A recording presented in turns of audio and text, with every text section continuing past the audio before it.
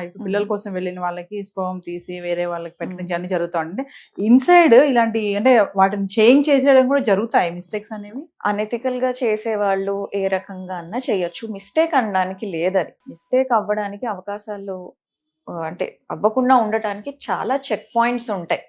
ఒకటి, ఒక పేషెంట్కి ఇంకొక పేషెంట్కి శాంపుల్ ఇచ్చేటప్పుడు మినిమం 30 మినిట్స్ గ్యాప్ మెయింటైన్ చేయడం, మిస్టేక్స్ జరగకుండా ఉండటానికి. లేబులింగ్ కరెక్ట్గా ఉండటం. లేబులింగ్ అనేది 3 చెక్ చేస్తారు. ఒకటి లేబుల్ చేసేవాళ్ళు, 2 పేషెంట్ చెక్ చేసుకుంటారు, 3 ప్రాసెసింగ్ చేసేవాళ్ళు. తర్వాత అది వచ్చి డాక్టర్ చేతికి వచ్చేసరికి డాక్టర్ చెక్ చేస్తారు, వాళ్ళ వైఫ్ చెక్ చేసుకుంటుంది. అండ్ ఆ పేర్లు బయటకి గట్టిగా అనౌన్స్ చేస్తాము. అన్ఎడ్యుకేటెడ్ వాళ్ళు ఉంటే వాళ్ళతో పాటు ఎవరైనా ఎడ్యుకేటెడ్ పర్సన్ ఉంటే వాళ్ళకి చూపిస్తాం.